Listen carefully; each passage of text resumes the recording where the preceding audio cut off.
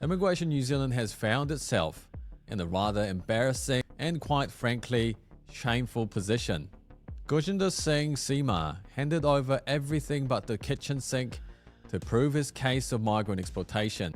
We're talking interviews, a private investigator's report, witness statements, incriminating messages, audio and video recordings, and an internal spreadsheet showing employees returning their wages. And what did INZ do with this goldmine of evidence? Virtually nothing. They issued a formal warning to Seemar's boss, Junaid Sheikh, and then, incredibly, gave accreditation to a new company linked to Sheikh to bring in more migrant workers. You couldn't make this stuff up. Seemar's story is one of dogged persistence. He blew the whistle on his boss for charging him a premium for his job, underpaying him, and making him return part of his wages in cash, a loss of about $70,000. 4 interviews with INZ, and a dossier of damning evidence later, Sheikh got a slap on the wrist. Meanwhile, Seemar had to find cash jobs, driving Ubers under someone else's name to make ends meet. His colleague Muzammil Ali faced a similar fate, paying $12,000 to Sheikh and returning wages in cash. What's astounding is the level of documentation provided. There were messages explicitly discussing cash returns, an exchange about payments in India, and audio recordings. Even a former employee explained the money return system, complete with a spreadsheet. A labor investigation firm hired compiled this thorough report and passed it to INZ in August 2021. Yet INZ dismissed it, claiming the case didn't meet evidential standards, only to retract that later. By March 2023, an INZ investigator suggested no further action, criticizing the investigation firm's techniques.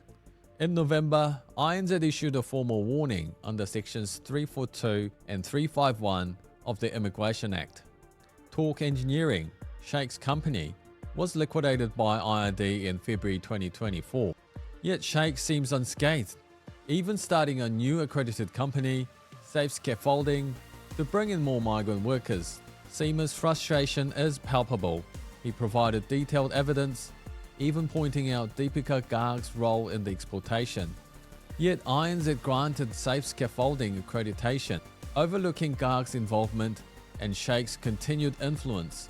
INZ's response was a one-liner. This investigation is concluded and Immigration New Zealand won't be providing further comment or interviews. The Migrant Exploitation Relief Foundation helped Seemar secure a new visa, and he now has New Zealand residency. But he's not after money. He wants justice for Sheikh's wrongdoing, something INZ has failed to deliver. So why didn't INZ act on this alleged exploitation? Bureaucratic inefficiency, lack of urgency, or perhaps an unwillingness to delve into the murky waters of migrant exploitation. Whatever the reason, it's a damning indictment of the system that's supposed to protect vulnerable workers. The evidence was there, the witnesses were ready, the recordings were damning, yet INZ's action was woefully inadequate. This isn't just about Seemar. It's about the integrity of a system that should act decisively against exploitation, but instead seem to turn a blind eye. And that's the immigration news for Aotearoa today. Follow and subscribe for more immigration content like this. Ka kite anō.